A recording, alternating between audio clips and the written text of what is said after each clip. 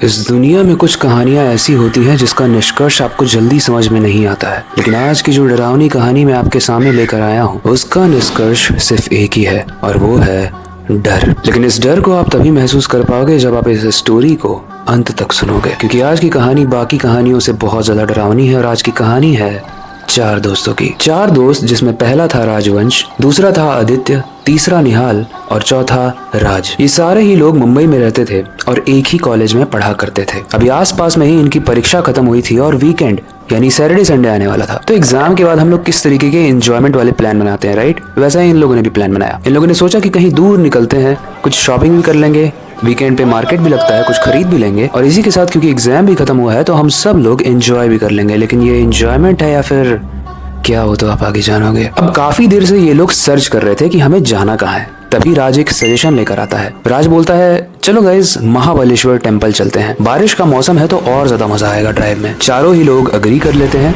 और प्लान बनता है महाबलेश्वर टेम्पल जाने का। लेकिन अब सब लोग ये सोच रहे थे कि हम निकलें तो निकले कब, मतलब किस समय पर निकलें। तभी आदित्य एक सजेशन लेकर आता है। वो बोलता है कि यार देखो 5 घंटे का रास्ता है, रात में निकलते हैं 12 बजे और सुबह जो एलिफेंट पॉइंट है वहां से हम सूर्योदय देखते हुए कोई होटल कर लेंगे और उसके बाद वहां पर चले जाएंगे। प्लान फाइनल होता है रात के 12 बजे का और प्लान में बाकी 3 लोगों को निहाल के घर के नीचे मिलना था। सब कुछ अभी सही चल रहा है, सब लोग टाइम पर निहाल के घर के नीचे आ जाते हैं और सब लोग साथ में बैठकर महाबलेश्वर के लिए निकल जाते हैं। रात का मौसम था, बारिश हो रही थी लेकिन बहुत ही खूबसूरत फील हो रहा था। अब जिस तरीके से कार के बाहर का मौसम बहुत खूबसूरत था, उसी तरीके से कार के अंदर भी वो लोग बहुत एंजॉय कर रहे थे। कभी गेम्स खेल रहे थे, कभी अंताक्षरी खेल रहे थे। उसके बाद एंजॉय करते करते थकते थकते उसमें से कुछ दोस्त तो सोने भी लगे। कार को राज चला रहा था और थोड़ी देर के बाद आदित्य, जो उन चारों में से एक दोस्त था, वो बोलता है कि भाई मुझे सुस्सू लगी है, थोड़ी देर के लिए कार रोक दे, मुझे जाना है। 2-3 घंटे से वो लोग ड्राइव कर रहे थे और राज बोलता है आदित्य से कि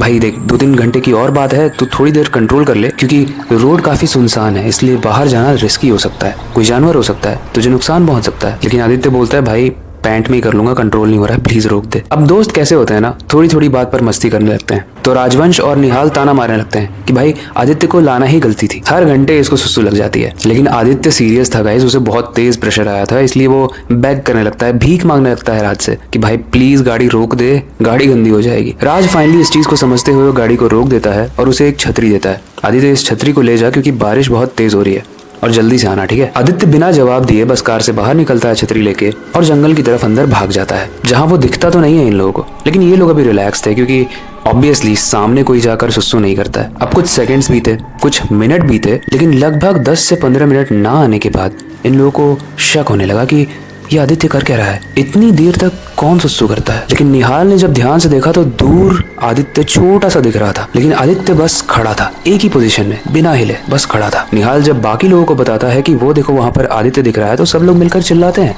आदित्य क्या कर रहा है भाई, जल्दी आ। लेकिन आदित्य चुप था, वो बस शांत खड़ा था। उसके बाद वो एकदम से बोलता है, क्या तुम लोगों को एक औरत की चीख सुनाई दी? राजवंश बोलता है कि क्या बकवास कर रहा है, तू पागल हो गया, प्रेशर हल्का हो गया ना, जल्दी आ। आदित्य आता है और बोलता है कि मैं जब वहां पर खड़ा होकर सुसु कर रहा था तो मुझे ऐसा लगा कि कोई औरत वहां से चिल्लाते हुए बड़ी डरावनी आवाज में गुजरी, इसीलिए मैं एकदम शांत खड़ा हो गया कि कहीं वो मुझे पकड़ ना ले। लेकिन आदित्य बताता है कि जब उसने ध्यान से सुना तो उसे इस तरीके का फील हुआ कि मानो उस औरत को कोई मार रहा हो और वो बचाओ बचाओ चिल्ला रही है। उसके बाद आदित्य बोलता है कि मुझे शायद जाकर देखना चाहिए, शायद हो सकता है कोई जंगल में भटक गया हो, हमें उसकी हेल्प करनी चाहिए। राजवंश बोलता है भाई तू सही में बहुत ही बकवास इंसान है, सुसु करने में ऑलरेडी लेट किया है तूने और अब किसी की हेल्प करेगा, हमारे जो ट्रिप का प्लान है ना सूर्योदय देखने का, वो मिस हो जाएगा, चुपचाप कार में बैठ। लेकिन यहाँ पर आदित्य एक गलती करता है, वो बिना कुछ बोले जंगल की तरफ बढ़ने लगता है। एंड गाइस उसके बाद जो इस कहानी में ट्विस्ट टर्न्स और एडवेंचर के साथ जो डर आएगा, वो आपको डराएगा तो जरूर, लेकिन कहानी में उसके साथ साथ आपको मजा भी आएगा। लेकिन वो जाने से पहले, हेलो गाइस, मेरा नाम है अविनाश कुमार, हॉरर स्टोरीज।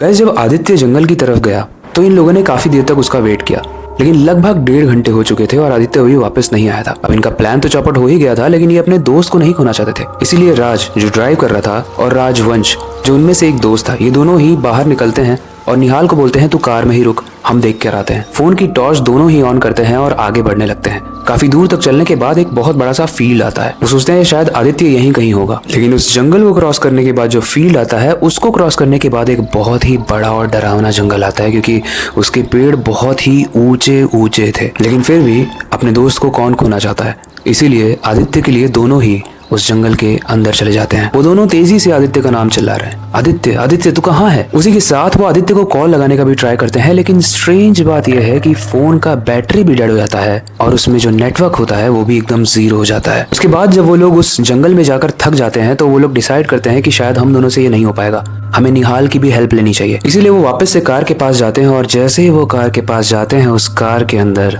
आदित्य बैठा हुआ था। वो एकदम भीगा हुआ था लेकिन एकदम चुप था। उसका चेहरा एकदम सफेद पड़ चुका था, मानो उसने कोई बहुत ही डरावनी और भयंकर चीज देख ली हो। राज सीधा पूछता है, तू गाड़ी में कैसे आया? तुझे हम वहां ढूंढ रहे थे ना। आदित्य बोलता है, मैं तो तुम्हारे पीछे ही चल रहा था लेकिन तुम लोग जंगल में ही जाते जा रहे थे, मुझे डर लगा तो मैं कार में आके बैठ गया। निहाल भी इस चीज को अग्री करता है। वो बोलता है, हाँ ये यहीं बैठा हुआ था। लेकिन आदित्य काफी अजीब तरीके से बात कर रहा था। वो आप कह के बात कर रहा था और उसका बिहेवियर भी वैसा नहीं था जैसा आदित्य का असली में होता है। इसलिए सब लोगों को डाउट होने लगता है कि क्या ये वही आदित्य है जो हमारा दोस्त था। लेकिन फिर भी इन सारी ही चीजों को इग्नोर करने के बाद सब लोग अब गाड़ी में बैठ गए हैं तो गाड़ी चलती है और राज बहुत तेजी से ड्राइव करता है क्योंकि वो चाहता है कि हम जल्दी से ही उस एलिफेंट पॉइंट पर पहुंच के सूर्योदय यानी सनराइज को देख पाए। और होता भी यही है, वो लोग सूर्योदय देखते हैं और एक होटल बुक करके वहां पर जाके सो जाते हैं। लेकिन कहानी में आने वाला है एक ट्विस्ट, इसलिए ध्यान से सुनना। जब वो लोग शाम में उठते हैं तो राज बोलता है कि महाबलेश्वर टेम्पल तो हम जाएंगे ही, लेकिन महाबलेश्वर आकर अगर हम माप्रो गार्डन नहीं गए तो फिर क्या फायदा। बाकी सब लोग हाँ बोलते हैं, आदित्य भी हाँ बोलता है, लेकिन आदित्य का मूड थोड़ा सा ऑफ लगता है। उसके बाद सब लोग वापस कार में बैठते हैं, व्यू का मजा लेते हैं, फोटोज खींच रहे हैं, सब आपस में बात भी कर रहे हैं, लेकिन आदित्य एकदम चुप है। और जब राज कार चलाते हुए अपने ऊपर वाले मिरर में आदित्य को देखता है तो वो देखता है कि आदित्य एकदम खामोश है। सब एंजॉय कर रहे हैं लेकिन वो एकदम चुप है। राज ड्राइव कर रहा है और बोलता है कि देख आदित्य, कल जो हुआ उसे भूल जा, और अगर कुछ बोलना है, कुछ मन में बात है तो हमसे बात कर,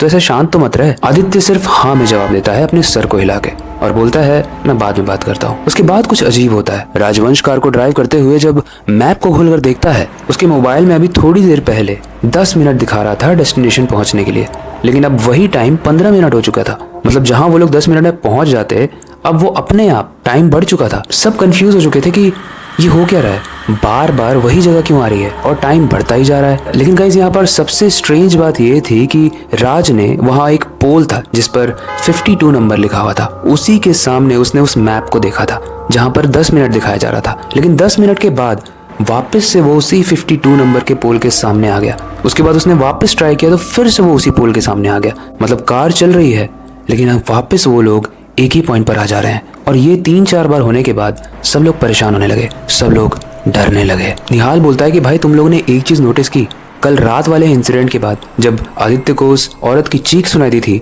तब से सब कुछ अजीब ही हो रहा है। आदित्य, फिर हम ये एक ही जगह पर घूमना, और अब तो मुझे भी थोड़ी देर पहले एक औरत की चीख सुनाई दी थी। फिर राज बोलता है कि तुम लोग पागल मत हो, मैं मैप को हटाता हूँ, मैं लोगों से पूछता हूँ, ठीक है, कि हम लोग हैं कहाँ पे। पूरे रास्ते वो लोगों से पूछ कर फाइनली माप्रो गार्डन पहुंच जाते हैं। यहाँ पर सब लोग रिलैक्स होते हैं कि जैसा हम सोच रहे थे कुछ डरावना होने वाला है, वैसा कुछ नहीं है। अब यहाँ से आप कहानी पर गौर करना, क्योंकि उस गार्डन में पहुंचते ही चारों लोग वहां पर खड़े हैं। आदित्य कुछ बोल नहीं रहा है लेकिन बाकी तीनों लोग बहुत एंजॉय कर रहे हैं। वो लोग बोल रहे हैं कि फाइनली चलो हम पहुंच ही गए। लेकिन तभी राज का फोन बजता है और जब राज फोन उठाकर बोलता है हेलो, तो वहां से आवाज आती है मैं महाराष्ट्र पुलिस से बोल रहा हूँ और महाबलेश्वर हाईवे पे आपके दोस्त आदित्य की लाश मिली है। राज के रोंगटे खड़े हो जाते हैं और वो बोलता है कि ये कैसे पॉसिबल है, आदित्य तो हमारे पीछे।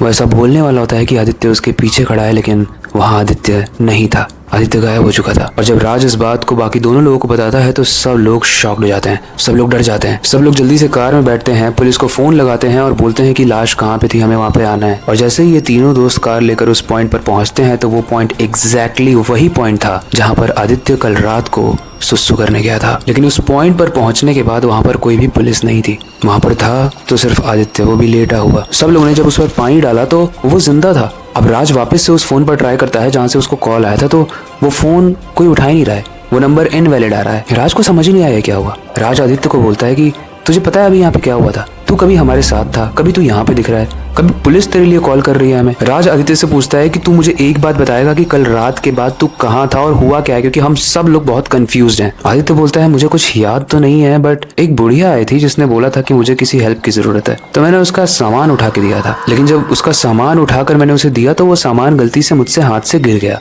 और उस झोले के अंदर जो था वो मैंने देख लिया और वो देखने के बाद मैं बेहोश हो गया। राज बोलता है कि उसके अंदर क्या था। आदित्य बोलता है कि उसके अंदर एक कटा हुआ सर था, इसलिए उसे देखने के बाद मैं बेहोश हो गया था। और उसके बाद मेरे साथ क्या हुआ है मुझे कुछ याद नहीं है। गाइस, इसके बाद क्या हुआ और क्यों हुआ वो तो हमें नहीं पता, क्योंकि ये कहानी आप में से ही किसी ने हमें मेल पर शेयर की थी। लेकिन एक चीज तो है, जब मैंने इस कहानी को पढ़ने के बाद महाबलेश्वर के बारे में सर्च किया तो यस, उसके हाईवे पे ऐसी बहुत सारी डरावनी गतिविधियां होती रहती हैं। इसीलिए अगर आप उस हाईवे पर जाओ और किसी की आवाज आए तो उसकी हेल्प मत करना, क्योंकि हो सकता है जो सामान आप उठाकर उसे दो वो एक कटा हुआ सर हो। बाकी आई होप कि आज की कहानी आपको बहुत ही अच्छी और डरावनी लगी होगी बाकी कहानियों की तरह, और ऐसी और भी कहानियां आगे आने वाली हैं, इसलिए मेक श्योर कि आप इस पेज को फॉलो करके रखो। लेकिन जाने से पहले आपसे एक क्वेश्चन पूछकर जाना चाहता हूँ। आपको क्या लगता है वो बुढ़िया कौन होगी जिसके हाथ में सर था? क्या वो कोई काला जादूगरनी थी या फिर एक चुड़ैल थी? आप हमें कमेंट सेक्शन में जरूर बताना। बाकी हर बार की तरह अब वक्त आ चुका है इस कहानी को अंत करने का और नई कहानी पर शुरुआत करने का। लेकिन जाने से पहले